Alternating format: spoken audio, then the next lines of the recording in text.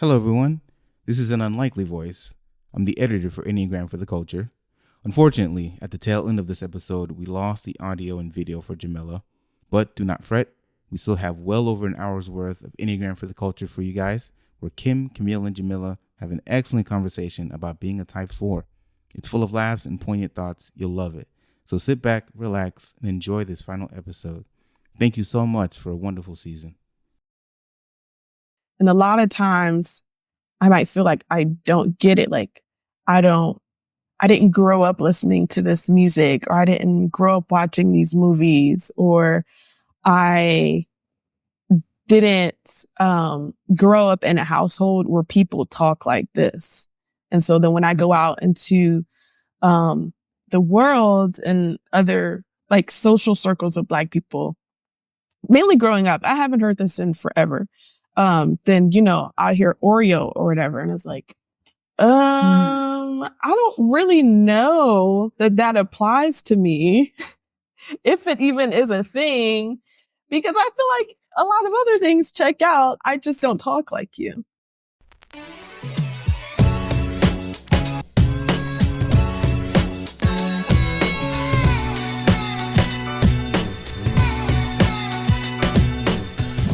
I'm Kim. And I'm Camille. And this is Enneagram for the Culture, where two dope Black therapists discuss how therapy, Blackness, and the Enneagram come together.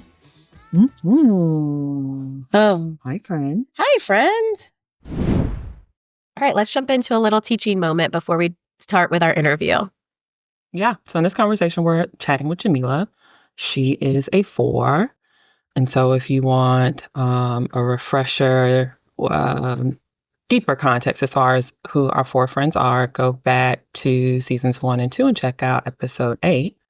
But just briefly, 4s are also known as the romantics or idealists. 4s live primarily in their imagination and feelings. Deep down, they have a hidden idealized self or a vision of the person they passionately desire to become. This idealized self is incredibly creative, socially adept, and universally desired. And so 4s can measure themselves against this idealized self and constantly feel that they come up short, feeling that they are somehow defective or flawed. They can fear that no one will truly love them. And so they will strive to become this idealized self to be loved. In this conversation as well, Jamila mentions her arrows. And this is something that we talk about in season 1. When we break down each number, we go into more detail about what those arrows are. And so you'll hear people talk about arrows when they're talking about the Enneagram. And what that is they're called, Kim and I we learned them in a way that we like, that was called access points, or it's a connection point. We hear access points and connection points when we talk about the wings of a number, but you also hear access points and connection points when you talk about the arrows. And so these arrows are also sometimes called the arrows of integration or disintegration, or another way that they're stated is arrows of stress and health. And you'll hear people say, I go to 1, or I go to 3, or I go to 9. That kind of language is indicating that they're talking about their arrow. They're arrows. And each number has 2 arrows. One arrow that goes somewhere in stress, and one arrow where they go in health, or in integration or disintegration. And what that means is you take on some of that flavoring of that number, and you start to maybe take on some of the characteristics of that number that you go to in whether it's stress or health. When you look at the Enneagram, so to be able to find out your number, well, you can look it up or read it. But when you look at the Enneagram, you're going to see these crisscrossing lines. You always see those crisscrossing lines. And if you ever wondered what those crisscrossing lines are, those crisscrossing lines are the arrows. And usually at the end of that crisscrossing line is a little arrow, whether it's going towards the number or away from the number. And that's indicating where the number goes in certain ways, or if what's coming to that number. So, for example, she shares that she's a 4. And so a 4 has access points with 1 and 2. So her little number 4 has an arrow that points to 1, which is where she goes in health. And then she has another arrow that goes to 2, which is where she goes in stress. Kim's going to talk a little bit more about the nuance of all of that, but that's kind of the basics of what the arrows are. So this whole notion of stress and growth, Camille and I, one of the reasons we appreciate referencing these arrows as access points is because at times, just the emphasis on these being numbers that you have access to when you are in stress or when you are in growth or when you are in health can feel limiting. And remember, anything as you're, journeying and trying to like understand yourself better and doing healing work or growth work, like anytime something feels like it's a limiting narrative, it's something that you want to be aware of. And so, yes, some people teach, and it can be helpful to kind of have that awareness that as a 4, for example, when stressed, I can take on some of the traits of 2s, but also that might be the case and you're not necessarily stressed, where you can kind of recognize some of the flavoring of your access points. And so keeping that in mind, that it doesn't have to be limited to stress and health, that type of language. Again, just knowing that with you having those connections to those types, like Camille said, you can just take on some of those traits. So keep that in mind. This awareness can also be really, really helpful when typing. And so when people are trying to figure out their type, a lot of folks, they'll take some type of a test and maybe get a few, like top 3, as far as what your type might potentially be. And to me, it's really interesting. It ends up oftentimes being, your dominant type and some type of access point, be it your wings or your arrows. And so being able to keep that in mind when you're trying to figure out your type or when you're maybe helping somebody trying to figure out what your type is. Yeah. So let's jump into the episode and hear a little bit more from Jamila. Hi, friends. Hi, friends.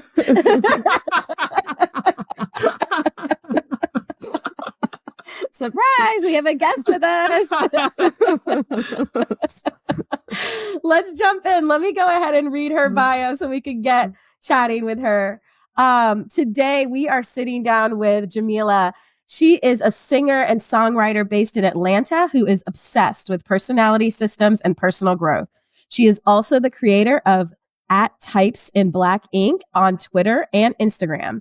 She fell in love with personality type systems at a young age via her brother, who was into screenplay writing, and some years later that snowballed into her fascination with the Enneagram. She is married to Denzel Mensah, who is a YouTuber and a personal life coach who specializes in personality typology and growth, particularly Myers-Briggs. They've been married for 6 years and love getting to know people within the personality type community and helping people better their relationships with each other and themselves through these systems. They are passionate about making the space accessible and relatable for the Black community. Welcome. Hey, Jamila. Thank you. Hello. Sorry, guys. Cool. Oh, thanks. Good. We're glad to have you. Yeah, Thanks for the glad work to that be you're here. doing. This is exciting. Yes. I always love your Instagram. It's great. But one of my favorite things is just how aesthetically pleasing it is. It's such a beautiful account and just curated, lovely. And so I'm excited to get to chat with you and meet the person behind the account.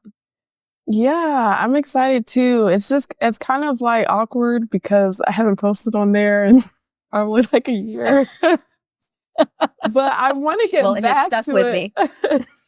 Okay, good. Yeah, I definitely want to get back to posting on there. I've just been so busy and just life. Yeah, we get it. Definitely understand that. Yes. Yeah, so we'll jump in. So we typically start off by asking how the Enneagram has shown up recently, and that's one of the things we normally check in about before we start recording. Are you prepared to share something? A way that you noticed your type show up recently? Okay, cool. Do you want to go first? Or do you want me to go first? Oh, I can go first. Okay, go. Okay, so I have a whole little thing. Okay.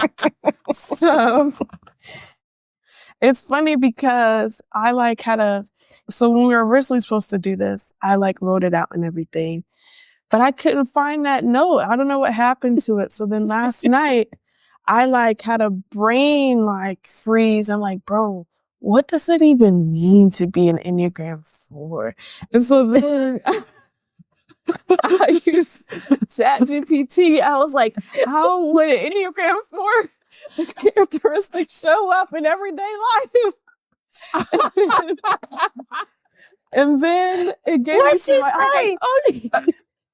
I was like, okay, now we're cooking now. All right. So it had to, push that button for me. Anyway, so let's see what. Oh, I thought that was it. No. Listen, I was like, great, that was a great story. No, I'm glad it's not. But I want you to know that I've already seen how your type has showed up for you just last night as you were trying to think about it. I love what does it even mean? That's so foreish. I didn't even think about it like that. Y'all are tapped in. You had like a whole existential crisis. You're like, how do you know? I'm not like, bro, what even is life? I don't know. What do I do? Everyday life. It's so mundane. It's so routine. Is it meaningless? Am I offering something more? I can't remember. So, and then good old ChatGPT to the rescue. Yeah, to the rescue. Okay. So, first things, it was talking about listening to like sad songs and stuff.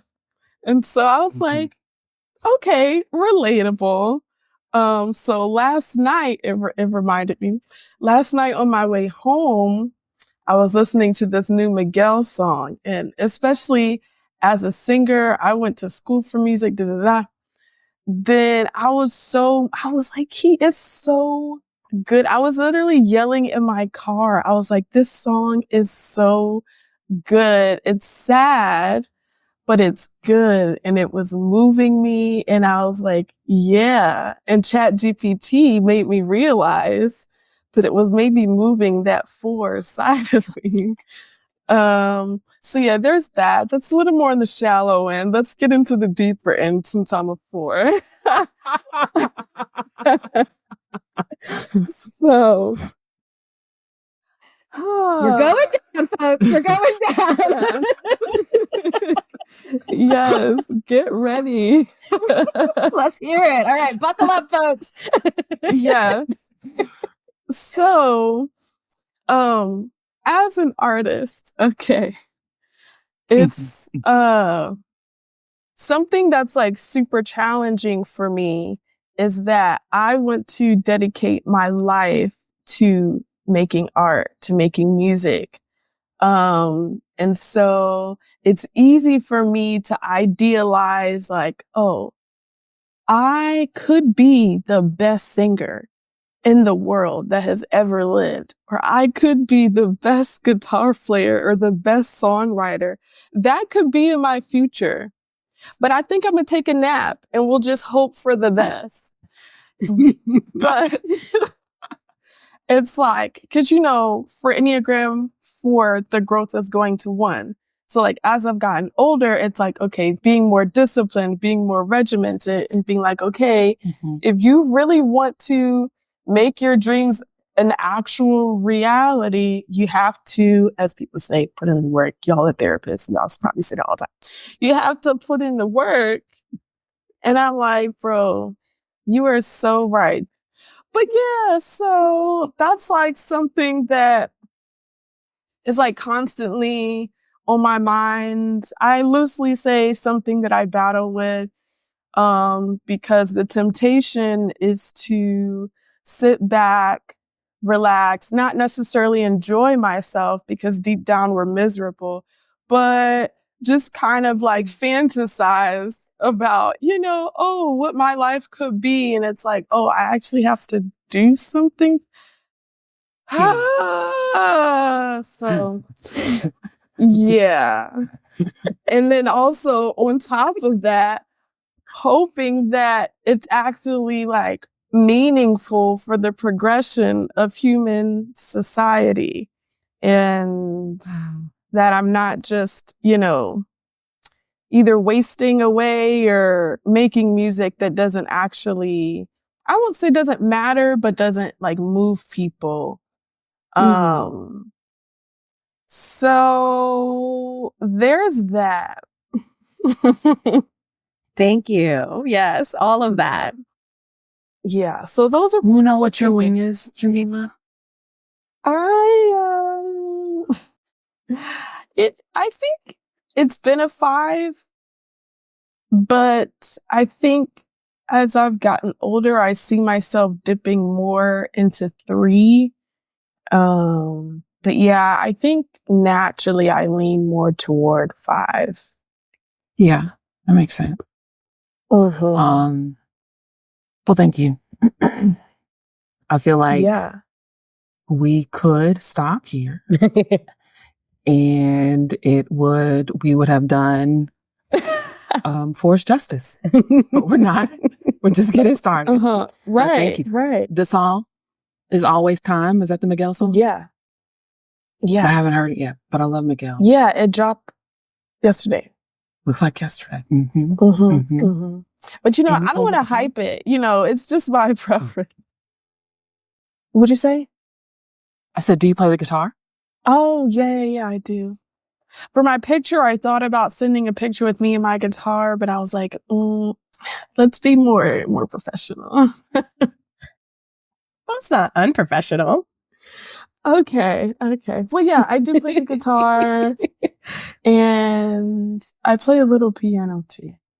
Very nice. How long have you been playing guitar or piano? I have been playing guitar I'm not good at math, so I'm going to just say 7 years.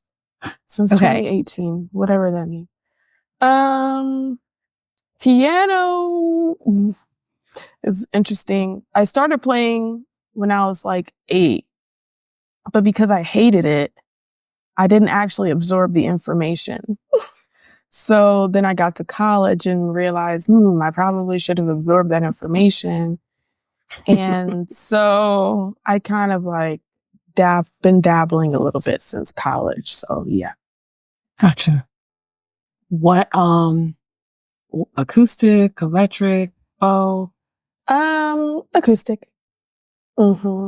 Very cool. Really? Yeah. I think I told myself, and this is not how I was going to say my Enneagram type was showing up, but maybe it is. During COVID, I've always loved music. There's so much of, and my wing is 4. So we might there's probably gonna be a lot that you will say that's like really gonna resonate with me. But I love. Wait, are you a 3 or a 5? Music. I forget. I'm a 3. Okay. Anyway, during COVID, I decided that I was going to learn how to play the electric guitar. Oh. And so I have now 2 electric guitars. One, because my parents are great and my dad loves to hang out in secondhand stores and just collect junk. Found an extra electric guitar to just give to me. So I have that one and the one that actually cool. got when I decided I wanted to play.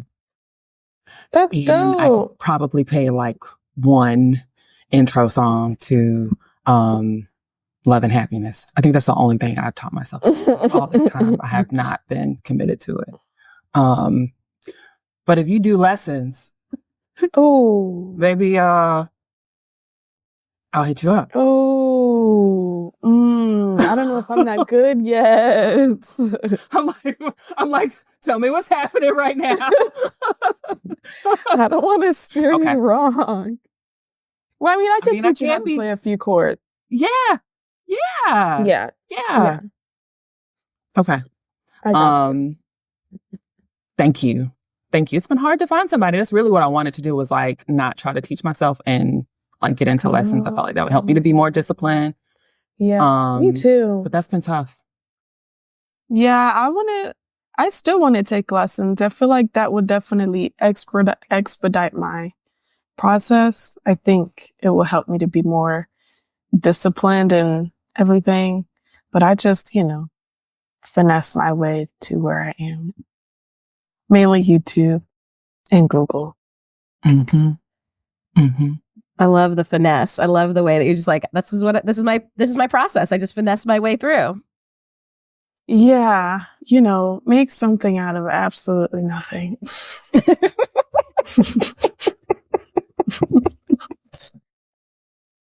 Kim, are you going to sit with that one as how your Enneagram showed up, as picking up electric guitar? Or you got something else? I think that's it. And also the other thing, it's not really how it's shown up per se. I need help. I mentioned this like in some previous episodes. This happened. I came to the conversation prepared to say one thing, and then I think it was the one with the shoes. Then you got me. Yep. So this is not me sharing how it's shown up, even though it is. I'm asking for help. I don't know if I brought up game nights on the podcast before. I think you have in a previous season, but okay. What's going on now with game nights? I still need help. Okay. I need to know, one, from like other threes or people with 3 wings or anybody who just might identify as like, an achiever or competitive. Like, how do you navigate game nights? Like, how does one go about going to a game night and just like gaming, like just having fun, like not getting caught up in winning? I'm actually not competitive, so I can be of no help. I'm so sorry. You got nothing for me. Thanks. Okay, cool. I am competitive, but I think of competition and competitiveness as fun. So if I like the drive to win is fun for me. So then if I lose, it doesn't like devastate me because that was fun to be like, come on, like, if that makes sense. And then I get so excited about the other person winning. Like, I'm like, you did it. Like then that's fun. How's that sitting? It seems like a reframe needs to happen. Does this sound like a foreign language? I feel like you might be combusting. I don't know what's happening. At first, the whole losing, but having fun, basically doing it, that does not compute. Mm-hmm. I think I would like to think that I could get to a place where I can be excited for the winner. Now, if they're a nasty winner or if they cheated or then that's not fun. And then now I'm pissed. Like, cause you ruined the fun. Yeah, I hate when people But if the cheat. person, that's so annoying. Yeah. Or if they're ugly about winning, then I'm like, well, this isn't fun anymore.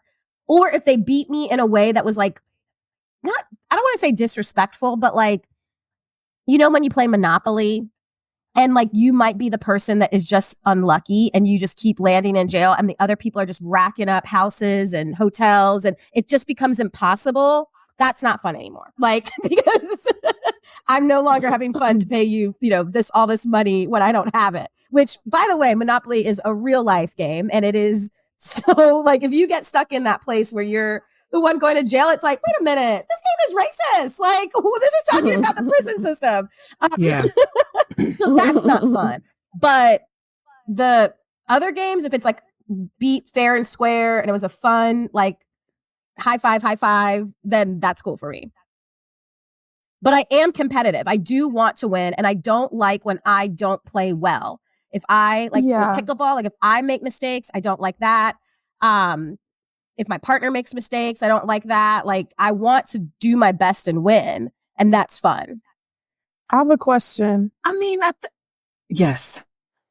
So does it matter to y'all if you already know it's a kind of game that you're not good at? Because I think for me, the way that I connect to a game, for lack of a better word, depends on how confident I am, like, already in my skills. Like, I should have been able to beat you, or chess. Yeah, you got that. You know what I mean? So I think for me, that also makes a difference too. But I know for people, it doesn't matter. Whatever they play, they have to win. There's no excuses.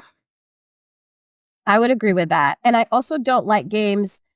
There's some games that are not fun. Like I just said, like Monopoly. There's another game. What's that? Codenames. That's not fun to me. Like, yeah, or something if it's you don't like. Yeah. Yeah. Then I don't like it, but I still want to win, actually. Yeah. Even with Codenames and Monopoly. Yeah. I mean, I don't think anybody wants to lose, but I'm already like, yeah, I'm probably going to lose, but it's okay. Yeah, that's true. That's a good thought, Kim. I don't think anybody wants to lose, and I don't think anybody's happy losing. Yeah. I think they just have different, like, feelings about it. Mm-hmm. I just want to be able to, I want to be able to like game nights. I don't like game nights.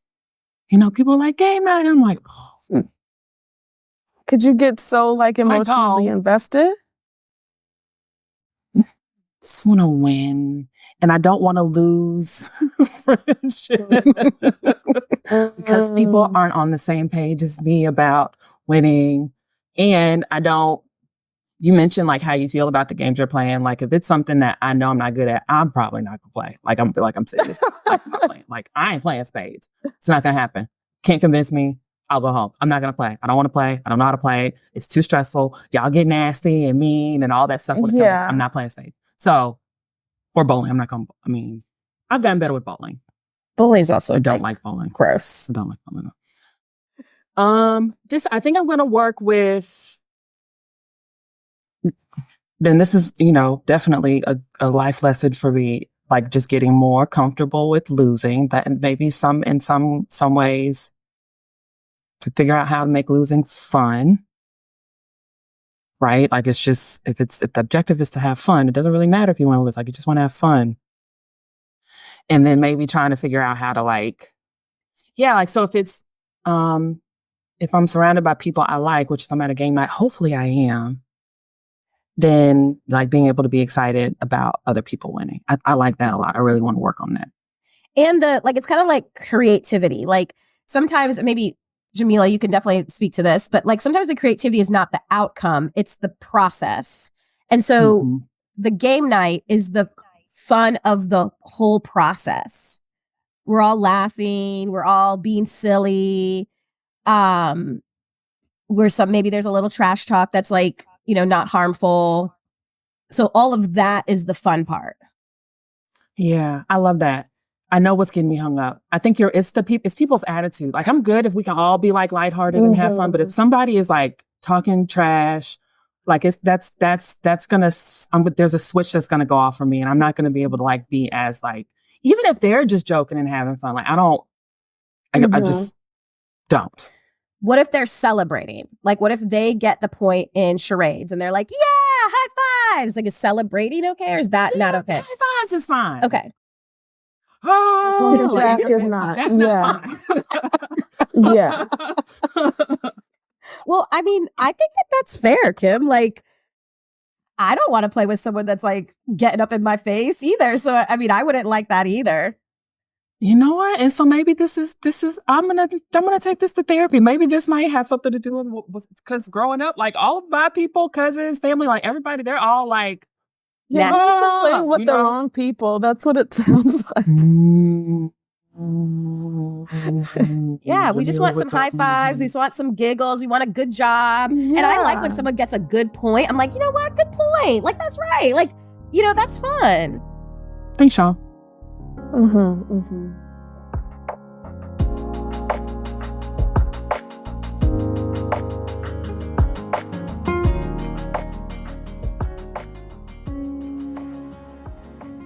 I'm excited for your game night progression.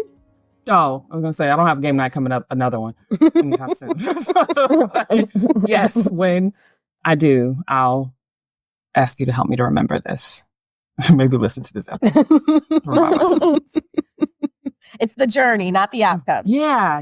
There you go. Yeah. And I like the creativity part that helps me with that too. Like I'm creating this just new experience for me in relationship with games and competition, being present, not outcomes, not about winning or fear of losing. I'm going to be present and enjoy, but it's going to be helpful if people that you're playing with are people that are not like that, add to that are not like nasty shit talkers. Yeah. Also, I think there's also a question of like, this might be a little bit too deep of a question, but like, if I lose code names, what is that? Does that mean anything about me? Just means I didn't get the right, like, things. Like, if I lose charades, it just means I didn't move my body in the way. Like, it doesn't really mean much. So if I lose at that, it's kind of like, okay, whatever.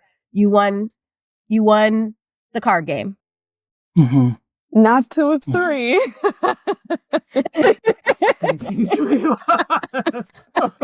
is representative to their core fears of failure.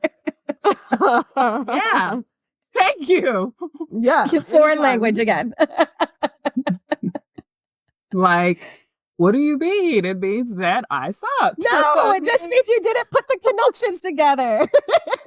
Or that my teammates sucked. Like I said, that's where I'm like, I don't want to like cut off cousins. So I can do this. I think it also, I don't really have a lot of... I'll circle back around.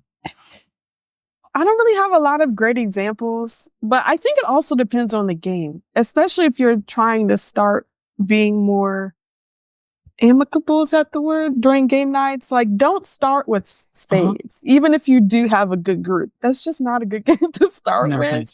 So, like, you know, I can't think of any games off the top of my head, but things that are like a little less aggressive or, you know, whatever. High stakes too, because that sometimes can feel like a high stakes game. And it's like Connect 4. I like Connect 4. No, people get don't even do Connect 4. People get ruthless. Well, no, actually Connect 4. And Uno definitely also, some people have feelings about Uno, but I love Uno. Yeah. Jenga. What about that's a little bit high stakes. What about Taboo? Okay, so I'm this might be part of my problem. I'm already like, what about Taboo or like charades, like the fun party games? Yeah. Those too silly. So it just doesn't make a difference.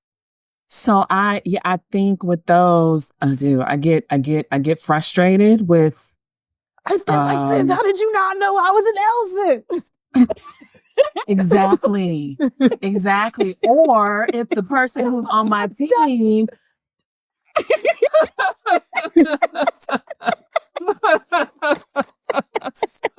I can get so serious. That is true. There's a funny story in our friend group where like someone got real mad that people were not getting the clue that they were giving, and they just were like, they like blew a gasket. Like they really were like, how did you not know? See? Yeah. If I'm honest, when I talk about like wanting to preserve my relationships, Taboo is the first game that comes to mind as far as experiences with friends and family, where I'm like, how did you not get that? Or how did you expect me to get that? So I have a question. So you know how you associate losing to your fear of failure and inadequacy as a person, right? So for me, just to be clear, if we go do it, let's do it. Just to be clear, for me, it's equating losing to being a loser. Yeah. Like loser. So that in mind, if you're like on a team, do you think that way about those people too, if they're losing? Like, oh, you're a loser, or you just direct that toward yourself? That's just me. And what are they? You don't think of the other yeah, that's interesting. You don't think of the teammates as losers. Even if they're the ones who, like, maybe you did all the right things, even if they're the ones who, you know, did stupid stuff to make y'all lose. So that's interesting. I'll think, you know, they had a bad night. They made a mistake. Like the grace I should be able to extend to myself, I can extend to them. Yeah. So direct that same mindset back to yourself, because you're no different. Sure. Yeah, it's easier said than done. You've got the skills because you do it for other people. But that's funny because actually that question, I'm like, if I'm on a team, I do think, I'm like, I messed up again. Like I do actually think. So I'm just an asshole. So Kim, at least you're not doing that. I am like, oh no, I'm paired with that person. They said fruit and you said broccoli, bro. Why would you think it's broccoli? No, I might say that, but I'm not thinking about them like, man, like you're a loser. Like I'm just thinking like, come on, like, we got this. Like I'm more like, it was a mistake. Don't get stuck in it. Like, yeah. That's kind. Again, I'll be like, oh, in my head, I'm like, I don't want to be their partner next time. Like, I don't like. I think I know that that's going to really like get in the way of winning. If I do that, I'm gonna have a nasty attitude. Like I'm gonna be frustrated. Like that's really gonna like get in the way of winning. Like, so it goes back to you and needing to win. Yeah. The only reason that I don't think you're a loser is because if I think you're a loser, then I'm gonna lose. Right. If you're a loser, that makes me a loser. I can't be a loser. So you can't be a loser. I am cracking up. This is so right. If you're a loser, you're on my team. That means we're all losers, and that's not going down. If you're a loser and I'm on your team, then you're a loser, and I had nothing to do with it. You didn't know it was fruit, so that's on you. Okay. I want to move on from this. There's lots here. No, I was thinking the same thing. I was like, we can keep going. But we can move on. I'm a 4. Okay, I'm trying to get you. We have it. Jamila, and so for you, you don't care. You're there for the fun. You don't care if you lose or win. You're good. If the teammate's a loser, you're fine. Again, I care to win. Okay. And I don't care if I win or lose. But like I hate Monopoly. I've only played it once or twice. I think it's extremely long and extremely boring and an extreme waste of time. So I wouldn't actually be that invested in something like that. I think I'm kind of similar to you in the sense of like, I'm like fun competitive. I think the only time I get actually annoyed is if, like you said, if I feel like people are being grimy or if I feel like people are sore losers, like, okay, we're not making the game fun for anyone. I also, and maybe this is going to being in the shame triad, I don't like feeling embarrassed either. And embarrassed, it wouldn't be just losing because everybody loses. But I think it's like certain things, dang, especially like if I'm on a team, like, dang, I really screwed up. Then I don't like that feeling. But, I think, like I'm competitive in the, like my husband, he's a 9. And so compared to him, I'm competitive, but neither one of us are like competitive people, but just, if there was a spectrum, like I'm more passionate about winning, I would say, than he is, but I don't get like super, super invested. I don't lose friendships. I might look at people funny if they're being grimy though. Like you're telling me that you didn't have that card. I don't believe you. Or funny that you do this now when a couple rounds ago, or like that type of stuff is like weird. So yeah, I mean, as long as people aren't being weird, I'm pretty cool. Like I like competing and stuff like that, but I don't get my panties in a bunch. No offense.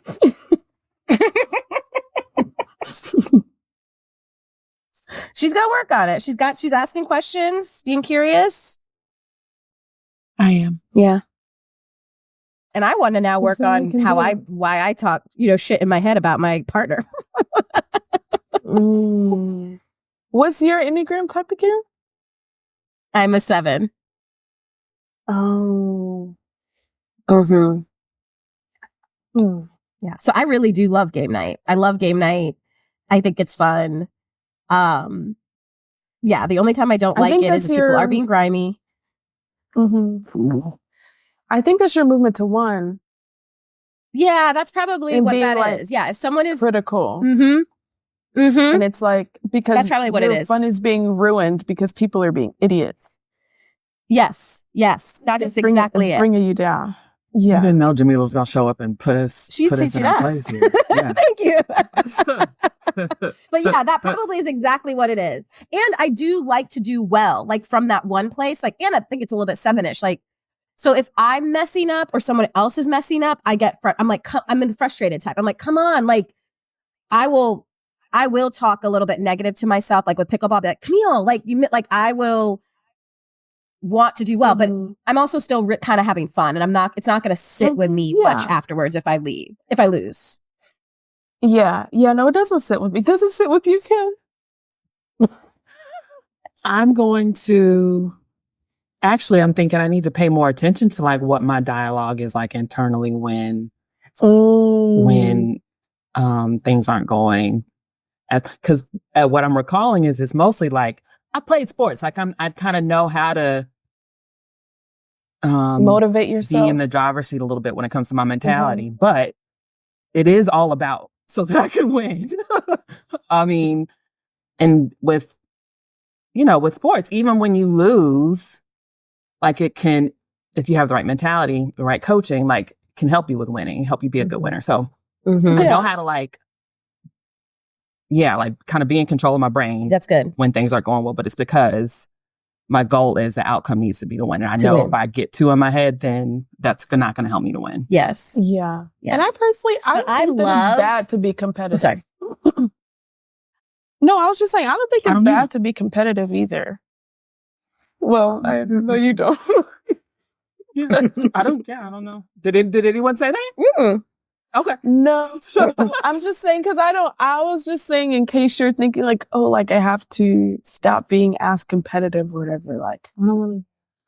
No, okay. No, I just want to be less anxious when it comes to game nights. I want to be able to just, I see people being able to, my boyfriend, he loves, like he can just go and have fun. And I just want to be able to lean into that more. Mm-hmm.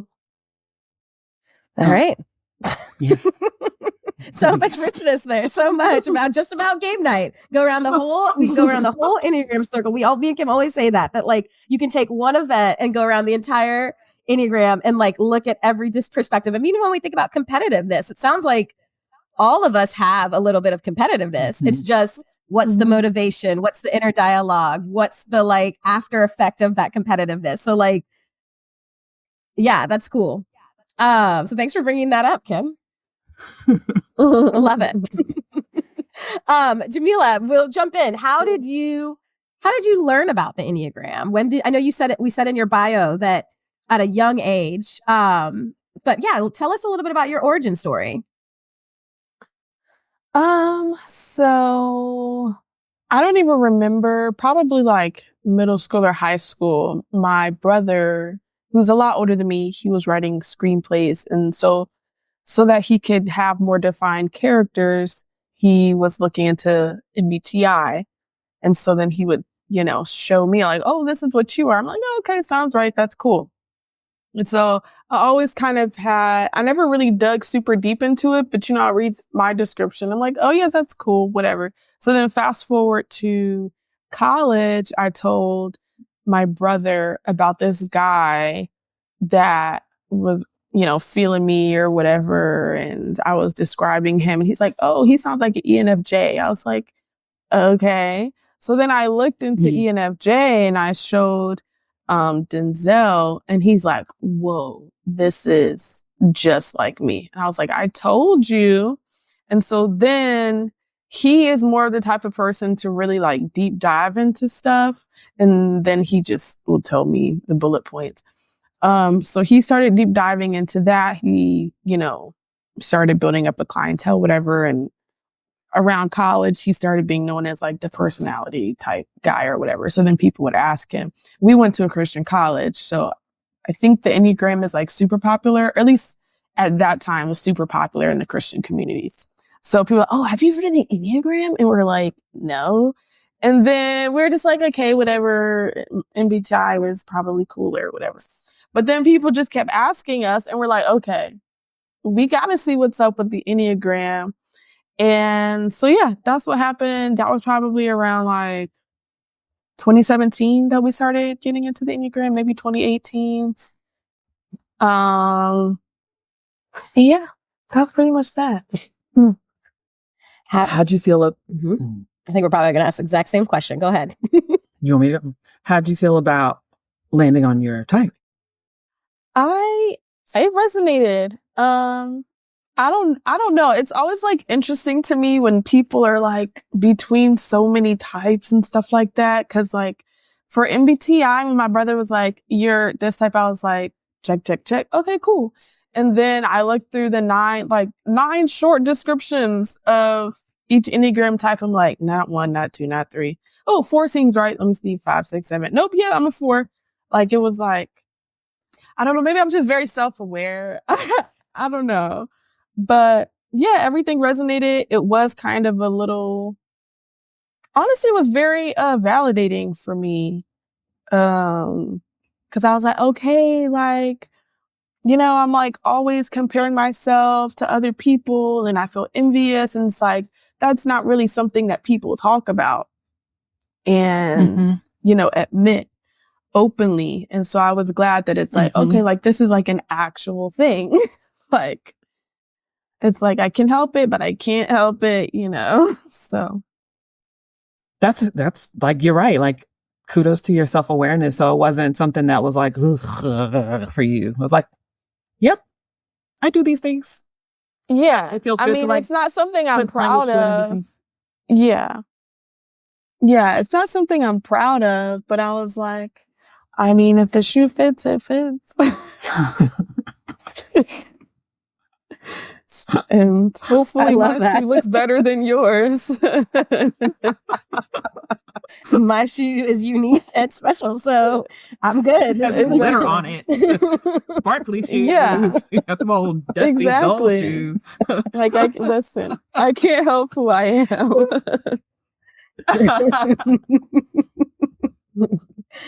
I love that. I love that. I feel like we ask that question a lot of like, how did you feel about finding your number? Because everyone has their own feelings about their number and finding their number. And I don't think we hear a lot of like, yep, that was me. Like, got it. Like, I think that sometimes there's usually a little struggle or a little like, wait, I don't know. Let me look a little deeper or no, like, you know, and so, for you to kind of admit like, yep, the shoe fit, got it. Like that's me. Yeah. I really just, thanks for sharing that. Yeah, for sure. Cause I'm just like, I don't take it personally. It is like, I'm still the same person. Yeah. I still have the same thought patterns and whatnot. Yeah. So a system telling me back my thought patterns isn't going to change my self-perception, especially not negatively, because it's already there. And as a 4, I already think about myself negatively enough. So I'm already hyper fixated on, you know, my, shortcomings or whatever. So I don't really, to me, it's like, okay, you're telling me that I suck. Okay. It's like, I think about ones too. I feel like when ones are like, oh, inner critic. Yeah, got it. That's the, yes. Like, they're like already, oh, there's a name for it. Great. Thank you. Like, yeah. Okay. Good to know.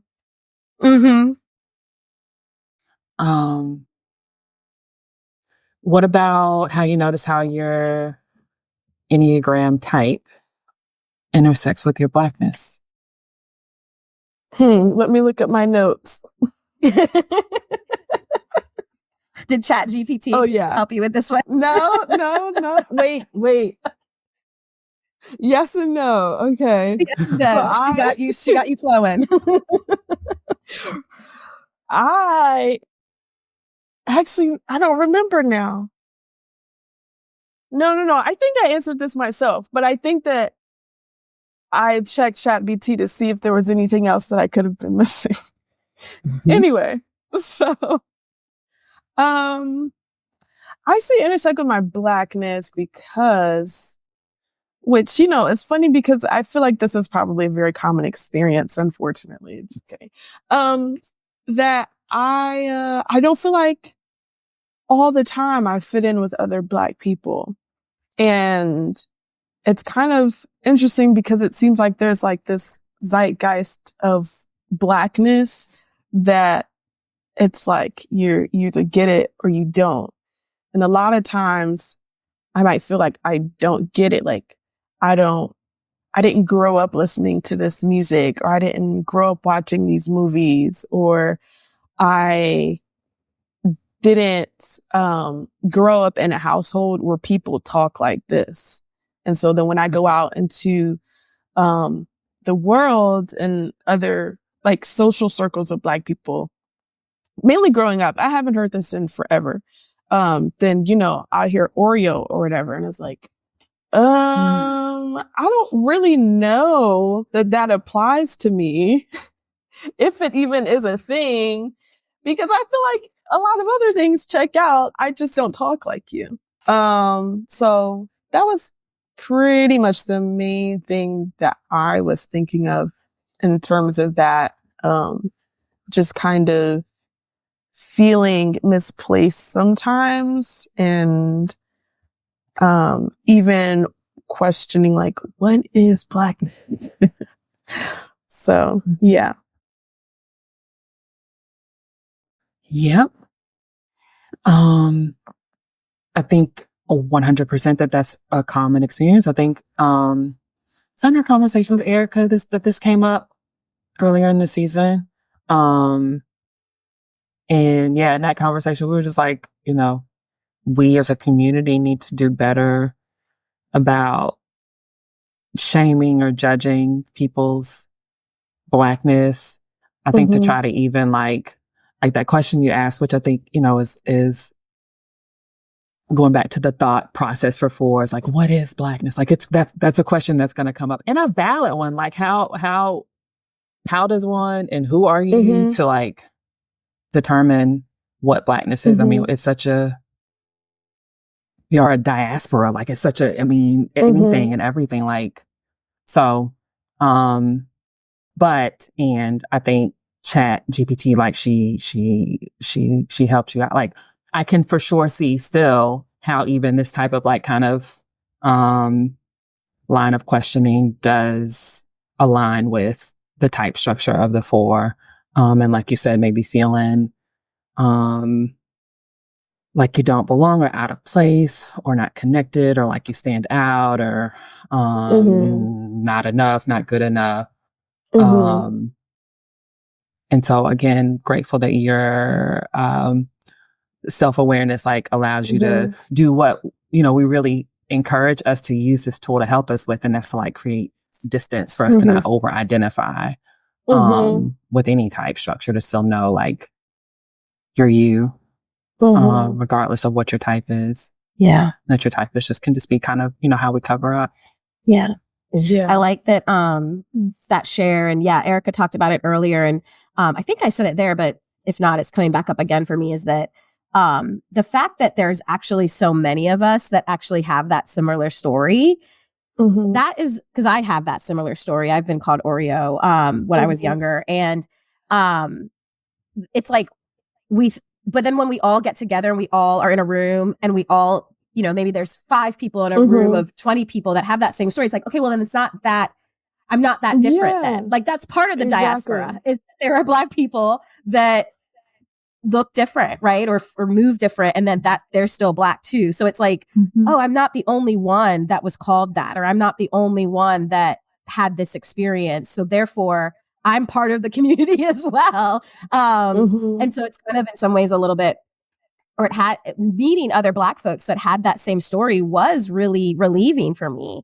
And really like, almost like a safety, a homecoming, a little bit of like, oh, okay, like there's other people that have that story. And also just like when you said that word Oreo, like just the pain, that's a painful story. Like it did not feel good, to be called that, and to be called that as a child, it's confusing. Like, it's like, wait a minute, what does that mean? What is that? What is Blackness? Like, is that okay? Like, why are they saying that? Should I be ashamed of that? Should I be proud of that? Where do I fit? Like, who's calling me that?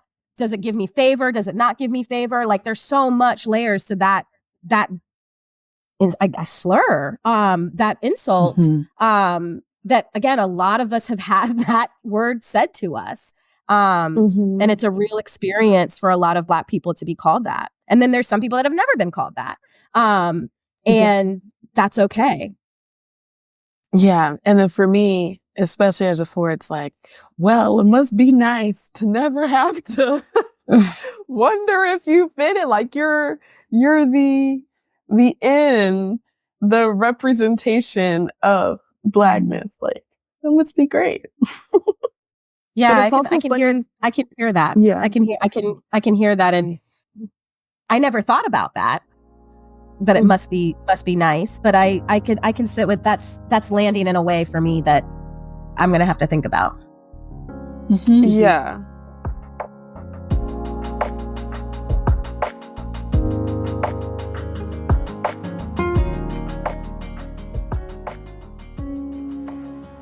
I think for me too, I don't know. I guess, yeah, as a 4, it's just constantly, whether I'm on Twitter or I'm having conversations with other Black people. And I think there's like a fine line between just my own 4ness and perception of myself and how I fit in or don't fit in with the people around me.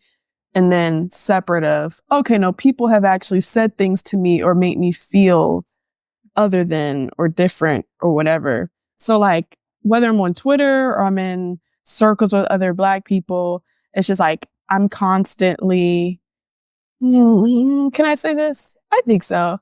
I'm somewhat constantly aware of how I feel different from them. Yes. And it's like, I can yeah, it's kind of an interesting feeling. And I think, it can even come down to like just the way that I think or like certain opinions that I have. Cause I think that sometimes even as far as that, there's kind of, it kind of can seem like Black people have kind of a monopoly on like a very specific way of thinking about certain things or certain topics. So then it can be like, oh, well, if you think that and I think this, then we're not really the same. And it's kind of even ironic, this conversation, because most people probably know like the more white people than Black people that know about the Enneagram. So it's like, what other Black people, now obviously that's why you have your platform. That's why I have my platform. But like, you know, in everyday life, when you're talking to people, the likelihood of you being able to strike up an Enneagram conversation with a Black person versus the white person, from what I've seen, you're going to be able to do it more often with the white person. So it's just like, Right. Okay, well, this is something that I'm passionate about. This is something that I care about, but Black people, for a myriad of reasons, might not know about this. So then it it kind of goes back to, oh, then I must not be Black or whatever. Even my husband's cousin, this is, I think, before we learned about the Enneagram, when we were just learning about MBTI, he would post a lot on YouTube or whatever. He was talking to his little cousin on the phone. I don't remember how this conversation came up, but he was like, oh yeah, you talking about that white people stuff? And it's like, whoa. Talking about personal growth and development. It doesn't have to be all of that. So, yeah. Yep. Yeah. Yeah. I mean, that tracks. Yeah. I mean, therapy for the longest was that was the connotation from the Black community is that's what white people do. White people don't do that. You don't go to therapy. Yoga, I think, everything. Like there's so much stuff. Yeah, like into your back to the conversation. All the healthy things. Like, personal growth and development, healing stuff. Yeah. That's white people stuff. Wait, what? Inner child work? I had some that's white people stuff. You don't have an inner child? I'm sorry. Did you just wake up or were you born an adult? Were you literally born yesterday? Yeah. I think for Black people who do, kind of position themselves to be the authority on what is Black and what is not, my hope is that, we could not to assume that at times I don't slip into doing that. But that we have to realize that in itself is actually, that's anti-Black. That's a very white supremacist mentality or notion or position to take, to stamp and say, this is something, this is not something, this is Black, this is not. So, yeah, we gotta keep working at that. Yep. Especially when it comes to the things, like you said, that we deserve. That's always been my, where I got so hung up with therapy is like, why are Black people saying that there's something wrong with doing this when if anybody, deserves some space to grow and heal, and it's us, like what? So especially the things that are good for us and to us, like to not do that. Yeah. With this conversation kind of dovetailing into this question, what's a hope that you have for Black people, as an individual, on an individual level, but then also collectively, as we're having this conversation about identity and belonging and, the way we interact with health and wellness. Yeah. What's your hope for us? I think one of the things has kind of, already been alluded to, but just, and I gotta do my part with posting more, but, just creating more spaces and being more open to things that might feel unfamiliar to them, which is interesting because sometimes you don't know that something is unfamiliar because you're unfamiliar with it. So there's that too. But, and I think for Black people specifically who kind of feel out of place, I think my advice or encouragement would just be to keep looking because there's people out there for you.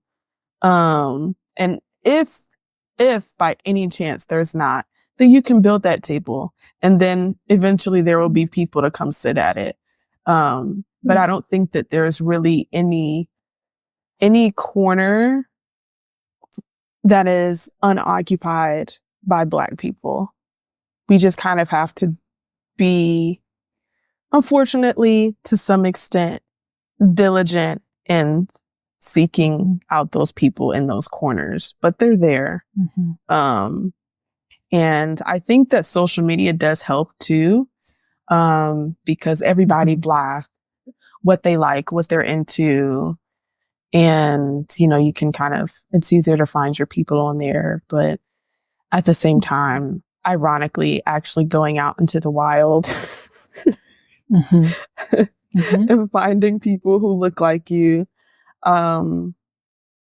both racially and just recreationally, oh, okay, going to pottery or going to the park or going to this doggy and me thing or whatever. And anything that you're passionate about, somebody else is passionate about it too. And there's another Black person that's passionate about it. So you just got to keep looking. I like that. Finding your spaces, finding your people, not alone. Yeah. Yeah. Speaks to the power and need for connection.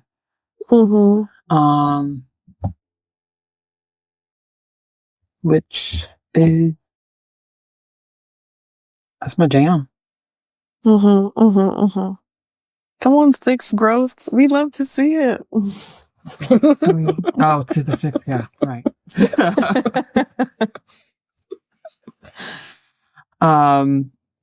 What's been your relationship with therapy? If you're comfortable sharing, we just like to speak into this to help Black people with feeling more connected to healing spaces. We just like to share experiences folks have had with therapy.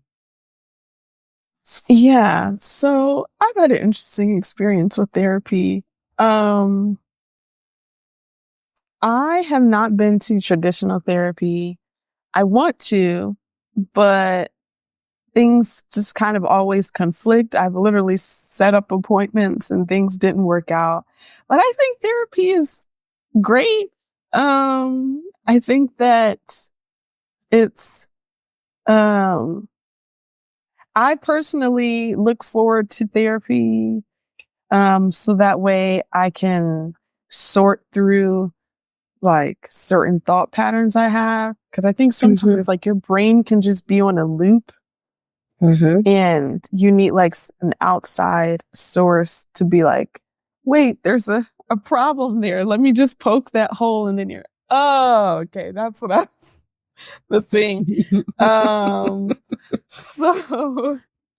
So yeah, I think therapy is great. And the therapy that I did go to, was helpful for me. I had to stop because I moved and that therapist wasn't licensed in Georgia. So yeah. I mean, therapy is great. You should go if you're listening.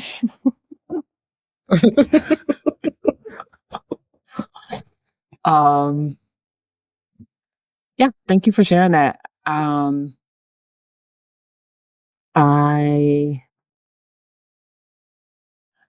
I appreciate the like shedding light on, just because now a lot of therapists are virtual, that something like a move can be a barrier to accessing therapy, especially if you've already been working with someone. This actually came up in a conversation I was having earlier this week, where like the friend I was talking to, she didn't realize that, you know, if I have a client who relocates, I can't just continue to see them. And she was like, well, how does that work for like, you know, BetterHelp and Talkspace? And so I explained it, and I won't hear. It's a whole nother conversation, but, we can't, like, as of right now, as a clinician, you can only serve clients who are geographically in the same, like reside in the same state where you have your license. And so again, a lot of people don't realize that. A lot of people think, well, because it's virtual, you know, you can see anybody anywhere. And as when it comes to like clinical mental health counselors or therapists, there are barriers to that because we have a board that we're held like accountable to and responsible to. And so, there's jurisdiction where we can't practice anywhere. So thanks for shedding light on that. Yeah. And thanks for just sharing too, that like, there's barriers, right? Like, you know, Kim and I live in the therapy world. So we're in therapy every single day, right? Like we're doing therapy every single day. And so, but there is a reality to that. It is hard to find somebody. It's hard to find someone when you move. It's hard to find the right fit. There are barriers, scheduling, like money, resources, like all of the stuff that make it where it's like, it's not just an easy plug and go thing. And that it's not something that's going to be like, oh yeah, I have a therapist. I go to therapy every week. Like there's multiple reasons why it's not the right time, not the right capability. And so I just even appreciate your honesty in that. Cause I know that, you know, we don't want someone not going to therapy to be like a shameful thing. Like, oh, you don't want a therapist right now. Like, right. Like there's a lot of reasons why someone might not. Right. And that's okay. Cause there are barriers. Yeah. No, it's good that you said that. Cause I feel like now there's almost like this elitist thing. Like I said, I still think, you know, most, if not everybody, should go to therapy. But I think there's like this elitist kind of messaging now about therapy. Like, oh, you need to go seek help. Or, you know, yeah, I think there is kind of shame now being around therapy. And I don't know. That's kind of weird. Yeah, I agree with that. I do.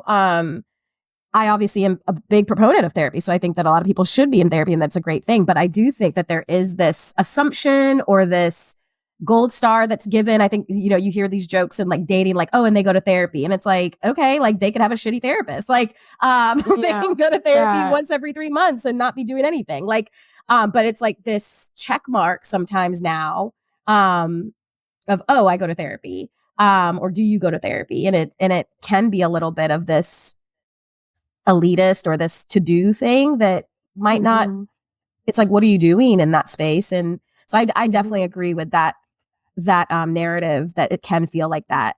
And it's both and, because I do also really think that being in therapy is important. But I also know that there's barriers, and, so I just think that it would be wise for us in the health and wellness space to not come at it from this elitist checkbox way.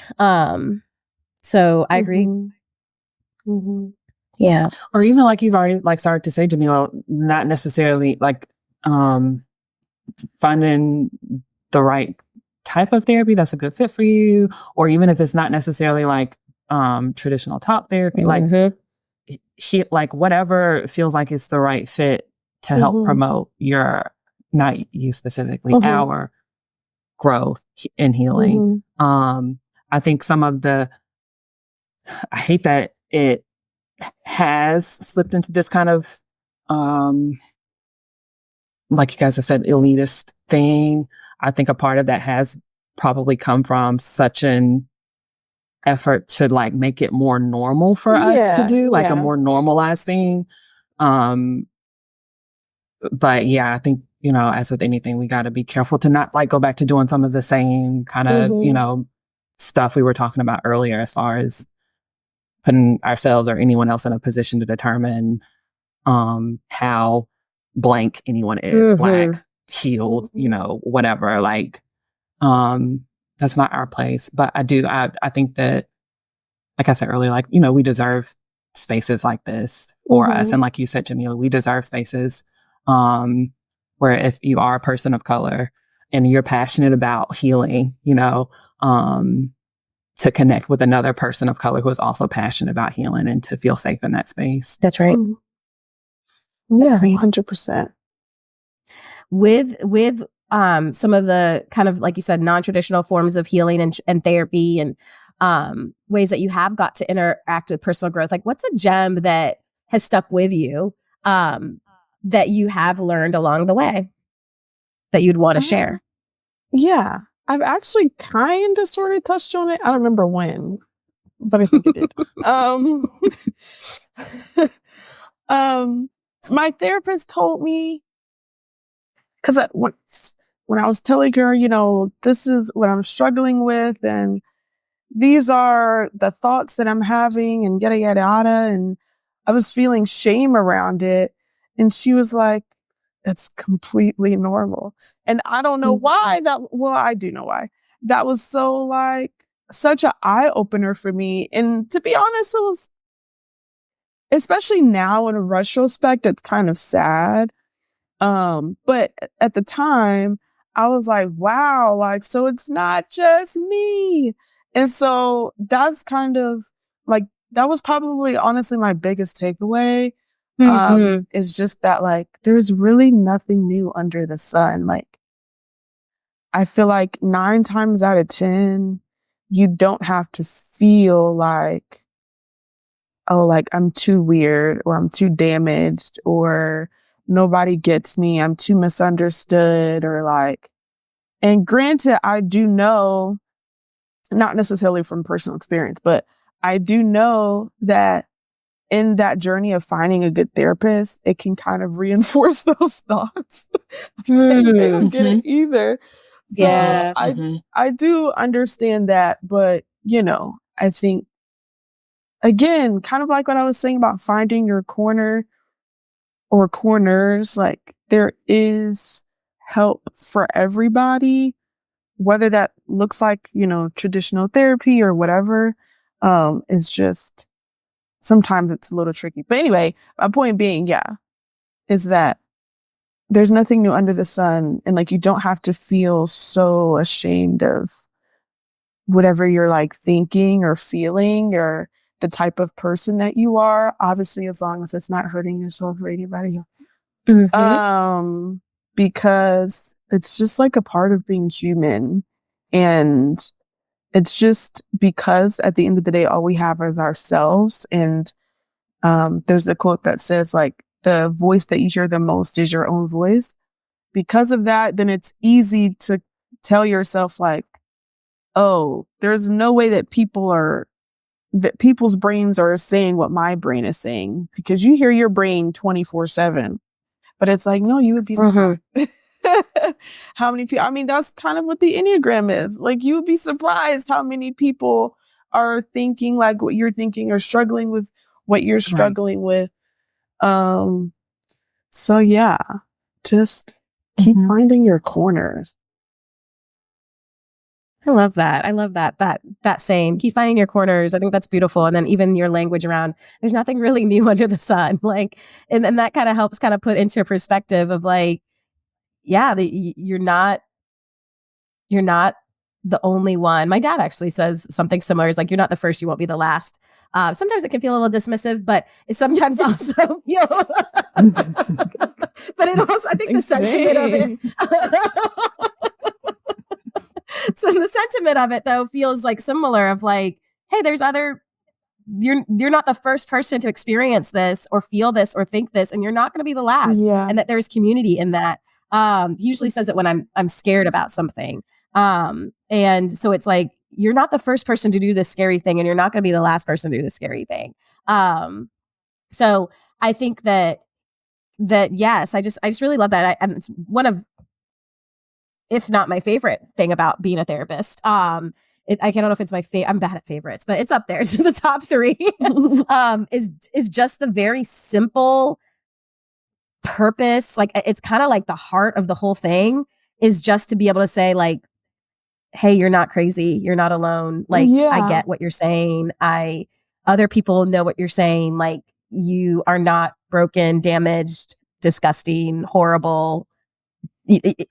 I like just being able, and how freeing that is to hear that, and how it's so helpful. I have been on the receiving end of that, and the healing that just comes from someone saying like, yeah, makes total sense. And to be able to, and then to be able to be a person that gets to say that probably every single hour of my day as a therapist, to be able to be like, yeah, makes sense. Not wild.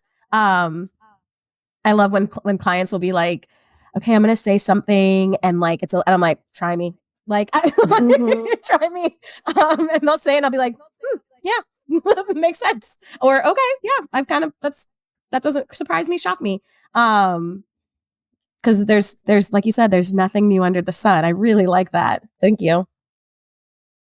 Yeah, I think that, I agree with everything you said, Camille. That acknowledgement, even going back to your dad at times, you know, offering that. I think as a therapist, I find myself trying to, you know, find that balance of like offering validation in the form of, you know, this is not a new thing, but also not dismissing what the person is sharing or what they're experiencing. And I find you ended up saying it. Those are my favorite words to kind of offer. Well, that makes sense.